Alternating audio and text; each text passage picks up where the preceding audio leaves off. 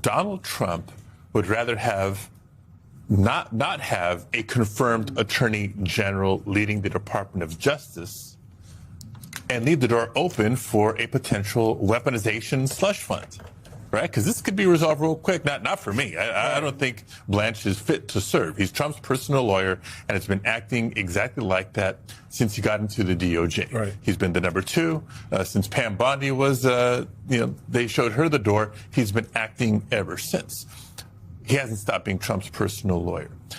So, but the slush fund. Right, I think twofold on the slush fund. Number one, yes, we got to kill it, and kudos to Tillis and Cornyn. That's the flag that they've planted. If they want their votes, they're going to have to address that. But the slush fund is just a slush fund. There's other ways that the Department of Justice could be called upon to make payments to J6ers and others. Like, what are those ways? Well, there's the Tort Claims Act that exists. And look, how did the slush fund come to pass to begin with? It's a settlement that Todd Blanche negotiated with Todd Blanche, right? Todd Blanche on behalf of the Department of Justice and Todd Blanche on behalf of President Trump. So if Todd Blanche is the person deciding who gets paid, who doesn't get paid, and how much, that's not good for the taxpayer. So let's recognize that for what it is.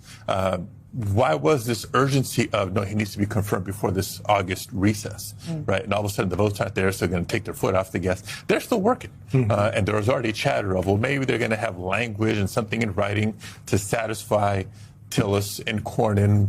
They'll schedule a Judiciary Committee next week and still try to advance this sooner. So God bless Cassidy for raising some concerns. But let's see if that holds or not, because November is going to be here before I know it. To your point, there's going to be a lame duck session and a new Congress, and I'm bullish on Congress.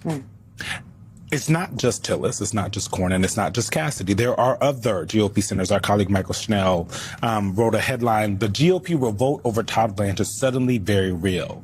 Even if Blanche makes it through the Judiciary Committee, his path through the rest of the Senate remains uncertain. On Tuesday, Senator Susan Collins, y'all know her, very concerned, told MS Now she still has questions. Quote, "I have been waiting to see the outcome of the hearing on the anti-weaponization fund and the IRS issues I've been following closely." Senator Lisa Murkowski of Alaska, also someone who Democrats are maybe hoping to know on this, has declined to comment on where she stands.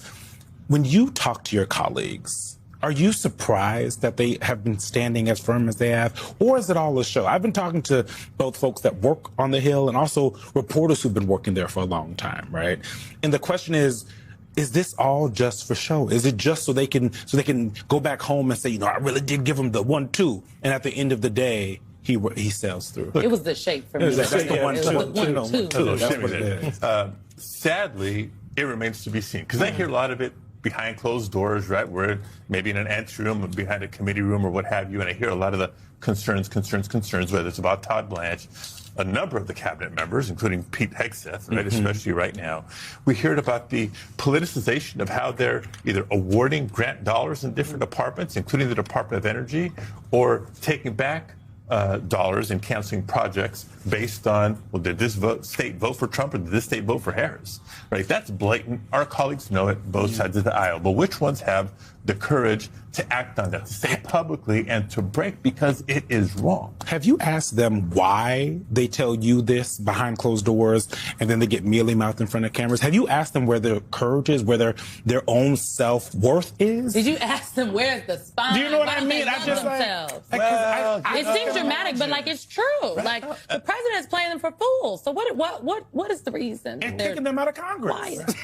And so the answers begin with, well, you know, and it's predictable, right? So for better and or for worse, when Tom Tillis decided not to run again, he's been kind of liberated. Doesn't always vote with Democrats. He's still a Republican, but he's willing to speak his conscience and act accordingly ever since. John Cornyn, God, did he try to get Donald Trump's endorsement? And then it didn't happen. He lost his primary. And he feels a little liberated, is selectively taking stands. I wish it would have happened a lot earlier, a lot sooner. But if their example is encouraging others like Cassidy and others to do the same, then absolutely we'll take it. And by the way, Mitch McConnell's absence helps our math. That's what Governor Beshear of Kentucky said. So let's hear a little bit from some of the senators who are at the center of all of this. You know, on the White House roll. This is from Capitol Hill today. Have you talked to the president? No. No. Would a call from him help? Yeah, he could fix this in a minute, but I don't know who he's listening to or whether he's motivated to do that. Todd Blanche is negotiating in good faith, but it's clear that the approval to get this done is above his pay grade, and we just need to get to that pay grade. I don't believe it's the president. There's a problem, in all likelihood, above Blanche's head, probably in the White House, maybe with the president. So Senator, here's my problem. I don't know what the hell Senator Tillis is talking about when he says, I don't believe it's the president. Senator Tillis, you know how this relationship works with Donald Trump. It is a one-way relationship. You don't get the option to decide something on his behalf.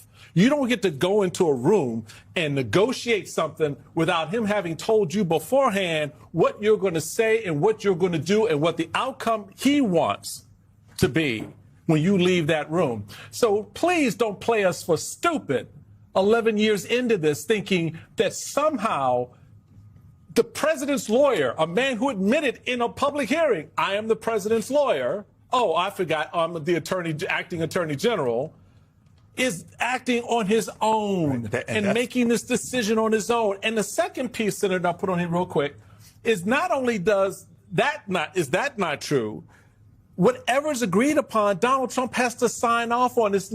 You have just two Republican senators saying that there's a problem. Well, I'll paraphrase Tucker Carlson, as I am wont to do. We had Big Pun earlier quoted in the show, but Tucker said about this moment in the Trump era very accurately, and we're supposed to pretend this is normal? I mean, there is nothing normal or in bounds about this kind of attorney general. And whether people like to hear it or not, the president is fully entitled to nominate a qualified attorney general who has strong conservative policy views. Absolutely. Jeff Sessions was, at the time, one of the most right-wing voting members of the Senate, but he did, by all accounts, follow the DOJ rules, went through a confirmation process. Here you have someone who, as you're pointing out, is already on a rampage against the rule of law, against the First Amendment, the Fourth Amendment probably, depending on how you view the subpoena abuse, and a heck of a lot of other rights and rules. And so you kind of say, to get back to the Cornyn of it, if I can nerd out with you, if this flies, then what the heck? I want to play a little bit of this was Trump and Cornyn because this has become their standoff. Yep. Maybe you have said that the weaponization fund is a moot issue. Is that your position? At the time, that has nothing to do with it. This is about making sure that even if you're the president of the United States, you don't get favorable terms from the government in a settlement of a lawsuit that ordinary citizens would not get. You know, it's a combination of lawyerese and Washingtonese. The way he says that, I mean, I have it written here. You don't get favorable terms from the government in a settlement of a lawsuit that ordinary citizens would not get. No. You don't get to corrupt the entire Justice Department to do self-enrichment that can endanger the public good. Yeah, absolutely. Remember, the general release that is at issue here was signed by one and only one person, Todd Blanche. Yeah. And Todd Blanche, at his confirmation hearing, made it absolutely clear, and frankly, to his credit, that he is no Elliot Richardson, that the way he is going to run this Justice Department is if the president says I should do it, I'm going to do it, period, the end. Elliot Richardson famously was the attorney general who said, when Richard Nixon said, fire the special counsel, Archibald Cox, he said, no, I'm not going to do it. Find yourself another patsy to do that. Todd Blanche made it very clear, and frankly, now the reporting on what we're seeing in connection with this new James Comey indictment, that's exactly what happened, where the White House was behind all of it. And he is saying that is the new model. I am throwing out the sort of traditional Republican and Democratic model post-Watergate is not how Todd Blanche is going to run this. And again, that should be, just to get back to sort of this idea of normalization of it, that should be something that Republican and Democratic senators should be saying no to, because, the next president can be a Democrat, and it will be just as bad if the Department of Justice is just doing what the White House is saying that you should do in terms of who to prosecute and who not to prosecute. It's like that should be something that people should be able to coalesce around. The president's vote for his attorney general nominee, Todd Blanche, was scheduled for today and canceled, derailing a process that has sort of taken on a life of its own. Andrew Weissman is back with us. So Trump says, all right, if I can't win back these Republicans who have these low standards you already discussed, they won't even meet them. He says, we'll just leave Blanche as acting AG, and next year I'll get new Republican senators he expects to replace these ones to vote with him. That means they would hold the Senate. What do you view as Trump's calculation here, and how would this actually work?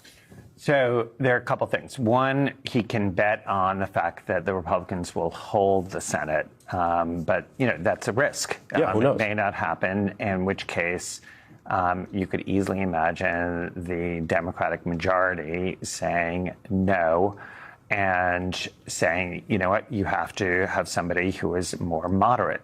For instance, somebody who believes in the post-Watergate norm of being independent, or who doesn't seek to indict 6 members of Congress for asserting something that's protected by the First Amendment.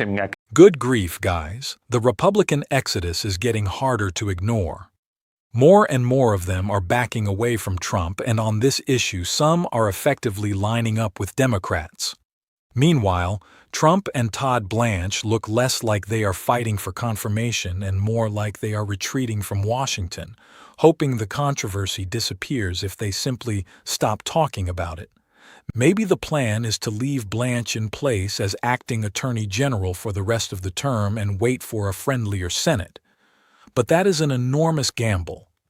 Democrats could win control of the Senate. They could also fall short of a majority while still shrinking the Republican margin enough to leave Trump without the votes he needs.